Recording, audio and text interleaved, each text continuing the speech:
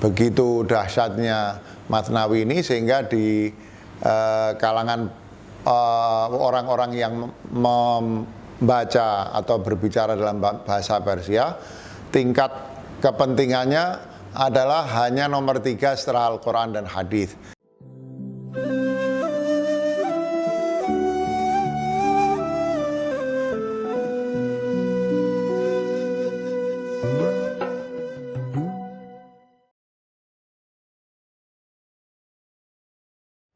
Rumi atau nama lengkapnya Jalaluddin Rumi, sering disebut sebagai Al-Balkhi karena dia keturunan Balkh, adalah seorang sufi yang sangat populer karena antara lain menuliskan pemikirannya terutama dalam bentuk syair-syair. Karya yang paling terkenal adalah Matsnawi Ma'nawi dari Jalaluddin Rumi yang mencakup ribuan bait syair, ya.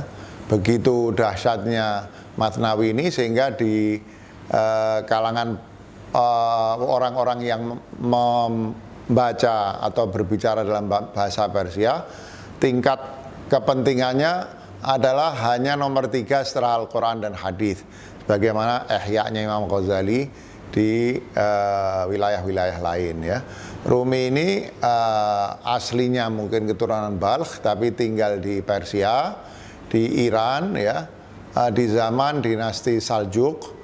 Karena berbagai alasan keselamatan, ketentraman dan lain sebagainya, ketika Rumi masih kecil, keluarganya berhijrah ke daerah Konya di Turki. Konya di Turki pada waktu itu memang berada di bawah kekuasaan dinasti Saljuk. Jadi sebagian besar masa hidupnya Rumi itu justru di Turki, ya. Rumi juga hidup mulai lahir di awal abad 13, meninggal di awal abad 14 gitu, ya. Dia semasa dengan orang seperti Ibn Arabi, kemudian Fariduddin Attar, ya, kemudian dengan Sadruddin Qunawi, anak tiri dan muridnya Ibn Arabi, ya. Dan Rumi ini sudah dikenal sebagai seorang pemikir sejak mudanya. Dia dididik oleh ayahnya sendiri, di samping beberapa guru lain, tapi kapasitasnya sebagai seorang sufi besar baru berkembang setelah dia bertemu dengan syekhnya yang utama, yaitu Syamsuddin Tabrizi, ya.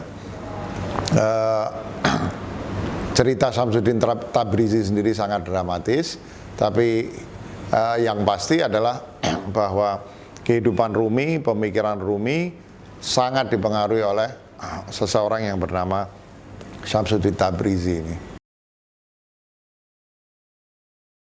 Pertama, Rumi adalah seorang penyair yang luar biasa, yang buku-bukunya seperti saya katakan begitu berpengaruh, buku Matsnawi terutama, dan pengaruhnya di masa modern ini bahkan sampai ke Amerika dan di Eropa. Tak kurang dari beberapa bintang film Hollywood membacakan puisi-puisi Rumi, ada grup musik seperti Coldplay itu mengambil dari puisi Rumi, ya, di Inggris. Kemudian ada seorang pemikir dan penulis novel spiritual terkenal, Paulo Coelho, yang juga sangat menyukai puisi-puisi Rumi, ya. Jadi cirinya Rumi itu adalah kemampuannya mengungkapkan soal-soal yang tidak kalah berat dibanding dengan soal-soal yang diungkapkan misalnya oleh Ibn Arabi, tapi dalam bentuk syair-syair yang indah. Jadi syair yang ringkas, yang dalam, dan pada saat yang sama syairnya sangat indah. Seperti sufi-sufi lain, salah satu ciri utama dari pemikiran Rumi adalah gagasannya tentang cinta, dan gagasan ini lebih menonjol pada Rumi karena puisi adalah medium yang paling tepat untuk mengungkapkan gagasan tentang cinta ini.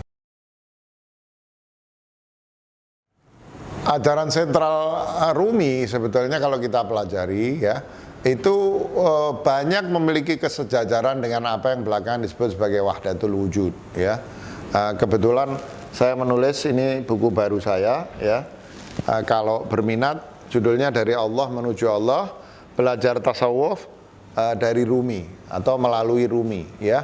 Buku ini adalah semacam syarah dari cuplikan-cuplikan puisi Rumi yang dari situ kita bisa mengetahui bahwa sebetulnya seperti sufi besar lain, pemikiran tasawuf Rumi itu memiliki kesamaan, ya, dengan sufi-sufi besar lain. Ada wahdatul wujud, ada tentang maratibul wujud, tentang tajalli sebagai penciptaan alam semesta, tentang suluk, ya, tentang mujahadah, tentang riyadhah. Tapi cinta, ya, cinta kepada Allah, terutama yang kemudian melahirkan kecintaan kepada makhluk Allah, itu adalah inti utama dari pemikiran Jalaluddin Rumi.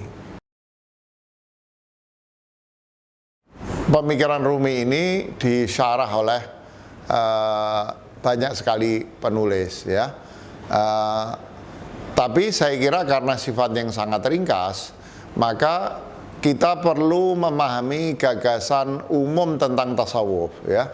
Misalnya dalam buku saya yang saya sebut tadi, saya menggunakan perspektif Ibn Arabi di dalam memahami pemikirannya Rumi, ya.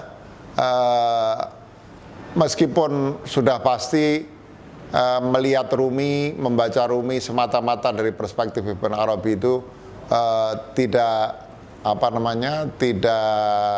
sepenuhnya bisa dibenarkan karena Rumi bukan Ibn Arabi, tapi saya kira tidak terhindarkan orang untuk melihat Rumi, memahami puisi-puisi Rumi dari sudut pandang ini, sebagaimana yang juga dilakukan oleh orang seperti William Chittick, seorang ahli Ibn Arabi dan Rumi, ketika menulis bukunya The Sufi Doctrines of Rumi. Jadi pelajari gagasan-gagasan filosofis tentang tasawuf secara umum.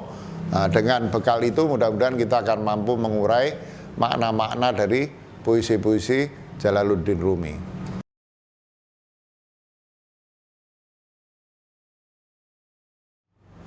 Seperti saya sebut di awal tadi, pemikiran Rumi itu begitu kontekstual sehingga misalnya ada saat-saat di mana buku Rumi, kumpulan puisi Rumi atau cuplikan puisi Rumi ini masuk ke dalam jajaran buku self-help paling populer di Amerika Serikat, ya.